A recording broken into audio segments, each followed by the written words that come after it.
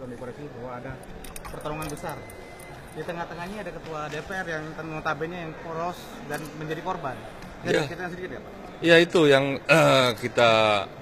kita saksikan sekarang ya, bahwa apa yang terjadi ini sebenarnya pertarungan antara dua kepentingan yang dulu satu kepentingan dalam satu kubu ya, kemudian pecah kongsi begitu, yang akhirnya ya momen itu terbuka ketika adanya pertemuan antara CEO dari Freeport dengan pimpinan DPR. Jadi pimpinan DPR justru pada posisi yang dijadikan stepping stone ya. Jadi untuk batu lontar untuk menaikkan pertarungan ini. Ya memang ya itu konsekuensi ya. Saya kira Pak Novanto juga ke depan harus lebih lebih peka begitu ya, untuk melihat dinamika yang berkembang, karena sebagai ketua DPR kan harus bisa berada pada posisi yang harus di dalam dalam keadaan yang tidak seperti sekarang ini gitu. Bisa ditegaskan nggak Pak? Tadi Abang bilang bahwa sasaran dari segala itu ke perusahaan. Apa maksudnya dan apa tujuannya? Ya, jadi kalau kita melihat bahwa desain ini dimulai dari Sudirman Said ya, membentuk tim reformasi. Ya, ujuk-ujuk Faisal Basri yang tidak punya background di energi. Ya, dia hanya menggunakan figur yang baik, yang polos dari seorang Faisal Basri untuk menjadi legitimasi, mengeluarkan rekomendasi harus dilakukan audit forensik. Maka Faisal Basri kalau sekarang sepertinya dia bingung begitu ya, wajar, dia orang lugu ya, bukan politisi dia. Ya kemudian itulah digunakan oleh Pertamina meminta auditor untuk mengaudit forensik. Nah, ini juga sudah dengan batasannya adalah kurun waktu 2012-2014. Yang mana tembakannya adalah resign. Sasarannya langsung ini. Jadi kalau exocet atau rudal itu memang langsung ini. Memang hancurkan, mendestroy kekuatan dari Reza. Nah, ini kemudian berlanjut ketika adanya proses di Freeport sendiri, karena konsep daripada ini sebenarnya yang bermasalah kan bukan Sudirman Said sebenarnya Rini Sumarno ya, yang mereka epicentrum kekuasaan sekarang ini ya, tapi dilakoni oleh Sudirman Said. Ini kan satu kubu mereka, bahkan ada lagi godfathernya yang levelnya lebih tinggi lagi ya. Nah, jadi ya ini yang nanti Anda bisa tahu. Ada nanti ya, itu kepentingan yang memang sedang bertarung. Jadi ini memang perang frontal ini ya. Nah, ketika ini kemudian misi mereka adalah untuk bagaimana memuluskan proses perpanjangan kontrak karya, apakah masuk menjadi izin usaha pertambangan khusus, ini kemudian terganjal dengan konsep di mana tidak ada renegosiasi sebelum tahun 2019 dan merujuk kepada Undang-Undang Minerba. Ini ganjalan bagi misi ini. Nah, kemudian maka ketika kejadian dari mulai 3 kali pertemuan itu memang dihitung betul. Ketika kemudian tidak ada lagi jalan lain ya, karena dia juga sudah berkonspirasi dengan manajemennya Freeport sendiri ya, karena Maruf juga bagian dari konspirasi ini dengan Sudirman Said, karena dia secara sadar memberikan rekaman itu, bahkan sebelum direkam dia sudah mendesain itu. Ya ini harus dipanggil, bukan oleh MKD ini. Ini nggak boleh oleh Komisi 1 dong. Ya, saya ingin tanya nanti Saudara Maruf, apakah Saudara mantan kepala BIN menggunakan instrumen BIN.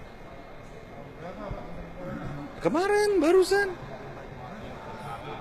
wakil kepala BIN, ya, iya kan dia wakilnya Marsiano ini, ya kan? Apakah dia menggunakan? Kalau tidak syukur. Tapi kalau menggunakan instrumen BIN, ya bayangkan itu kan pertemuan kemudian bisa direkam begitu tanpa ketahuan dari mana itu.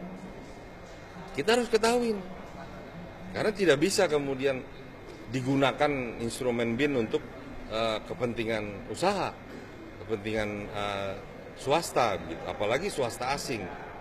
Nah, itulah yang terjadi ya. Andai kan tidak ada Reza di pertemuan dengan Pak Novanto itu, ini nggak akan terblow up. Jadi mungkin ibarat seperti pesawatnya Malaysia yang sampai sekarang tidak tahu kemana itulah, ya, karena di sana disinyalir ada sekian orang yang memang harus dihilangkan dari dunia ini, maka harus dijatuhkan dia. Jadi ya Novanto memang momentum untuk memblow up ini pas sekali. Jadi sasarannya sebenarnya bukan Novanto, ya. Ya, Pak Novanto juga saya kira ini menjadi pembelajaran juga ya. Tapi tidak kemudian seorang pembantu presiden yang memberikan seolah-olah MKD kamu atur itu ya anggotamu ketuamu. Waduh, itu saya kira presiden harus menertibkan ya. Tapi masuk peranan Novanto nggak ada Pak di situ Pak ya? Nggak ada kan, dia kan hanya mengatakan bahwa dia membawa untuk mencari tahu apa sih motivasinya. Motivasi ini kan terbuka dari pembicaraan casual yang sifatnya informal itu, ya kan? Tapi ini sebenarnya pertarungannya, makanya kalau kita lihat di WA dia di harian Kompas kan dia kan menujunya kan selalu kan kepada si Rezanya. Yang dia tujukan adalah kekuatan Reza yang dulu mereka itu satu kelompok. Kita masih ingat bahwa Ari Sumarno adalah Direktur Petral 2004. Kemudian Reza di sana. Mereka pecah kongsi kemudian akhirnya menjadi kekuatan yang liar dan akhirnya berbenturan. Jadi sasaran terakhir untuk mereka pada Liga sendiri dari Sudirman. Ya dia kan dia mungkin berpikiran bahwa yang menghalang-halangi, yang punya potensi menghalangi sahwatnya menguasai kekuasaan itu kan adalah kekuatan dari itu. Ya tentulah, itu kan hitung-hitungan mereka kan dia hafal itu. Ini kan Rini kan tidak bisa bergerak banyak karena ada kekuatan yang menghalang-halangi. Nggak ada kaitannya. Karena Reza di 2 tahun terakhir sebelum SBY lengser juga udah nggak ada lagi. Bang Effendi kembali ke Novanto, Bang Effendi. Ini kan Pak Novanto mengatakan ini adalah blackmail buat dia. Karena dia disadap, habis itu suratnya penyadapannya disebar-sebarin. Bang Effendi sebagai anggota DPR menilai seperti apa? Ya, di satu sisi ya kita harus melihat ini sangat serius ya. Ada perusahaan asing, CEO perusahaan asing yang berlatar belakang intelijen pernah menjadi wakil kepala BIN ya. Kita ingin pastikan dulu apakah dia masih menggunakan jejaring itu. Kalau tidak, maka kita bicara adalah apakah kemudian patut, bisa ataukah boleh tanpa sepengetahuan pihak yang Anda bicara kemudian Anda rekam. Kita etika media aja kalau off the record. Masa iya kamu dengan sengaja merekam? Dan itu kan kalau kita ikuti perjalanannya itu juga by design juga, by koordinasi.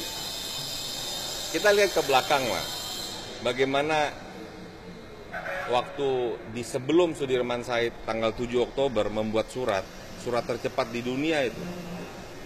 7 Oktober Moffett membuat surat, 7 Oktober juga langsung dijawab oleh Sudirman. Jadi kayak handover aja begitu. Kayak mana punya lo, mana punya gua gitu. Sampai suratnya pun kepada Moffett, bukan kepada perseroan, bukan kepada company. Ya udah, jangan-jangan dia mau tulis tangan kali gitu. Nah, kalau mengikuti dari alur itu, maka sebenarnya pertarungan itu sebenarnya sudah hampir berhasil.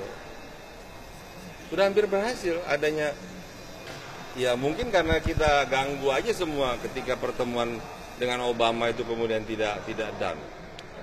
Ini memang kita harus tunggu betul ya statement langsung dari Presiden ya. Karena per hari ini kan Menko Polhukam mengatakan bahwa Presiden tidak ada. Ya, Presiden tidak ada mengatakan untuk merenegosiasi sebelum 2019.